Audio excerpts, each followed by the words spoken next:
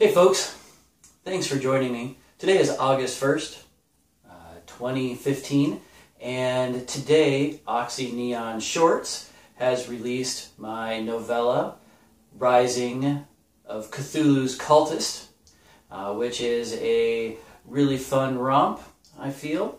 And to celebrate, I thought that I would read you a bit so you can get a feel of the story, maybe push you over that purchasing mark, and maybe say, hey, if you like this story, why don't you leave a review? Okay, here we go.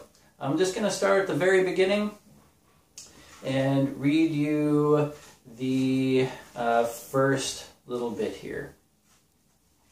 All right, Chapter 1.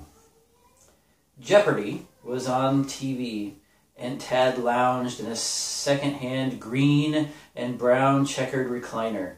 The chair was ripped and frayed in several places and stained with orange Cheeto dust.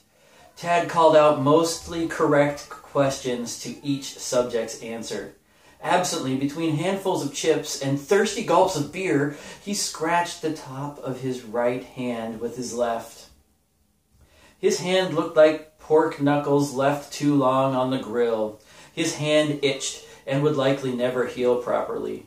Flakes of bloody skin stuck under his fingernails and flaked off to the floor, quickly becoming lost in piles of empty bottles, bags, and clothes. A phone rang. Tad concentrated on the next answer, leaning forward out of the chair, spilling a pile of string cheese wrappers from his lap onto the floor. A phone rang a second time, then it rang a third time, the ringer replaying a short segment from Nirvana's song Lithium. I'm so happy 'cause today I found my friends, they're in my head. The ringer's music drowned out Alex Trebek, stating the double Jeopardy answer. Shit, muttered Tad, as he waded through the piles of waste. Searching for the phone, he opened the pizza box, but instead of a phone, he pulled out a stiff-looking slice. He held it up to his nose, then touched it to his tongue. He nodded and took a large bite out of it before returning to look for the phone. Tad was too cheap to buy the upgrade that included voicemail, so the phone went on happily playing the same section of Nirvana's song over and over. Tad kicked at a pile of crumpled Burger King bags, wrappers, and chips, sending the phone across the room into another pile of pizza boxes. Shit. When he finally found the phone, he answered, Cultist of He Who Sleeps, what can I help you with? As he spoke, he made his way back to his chair and slouched into it, one leg up over the arm of the chair. What looked like a pepperoni hung from his big toe, so he shook his foot. Wedding? Asked Tad. Really? He listened and went back to wiggling his toe and shaking his foot.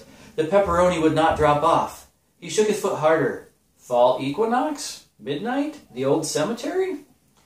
He stood and kicked his chair. The pepperoni dislodged and Tad went back to lounging. Right. You need a goat, a bucket of kittens, and a virgin. He sat up straight. Virgins are hard to come by these days. They cost extra. He turned up the TV. Yeah. He hung up and tossed the phone back into the sea of waste between him and the TV. Well, that's a short section of the first chapter. I hope you enjoyed it. And if the character of Tad intrigued you, if you like Cthulhu, then, maybe pick up the ebook. It's only 99 cents. And you'd be supporting me and Oxy Neon Press. Aya Cthulhu Fatan.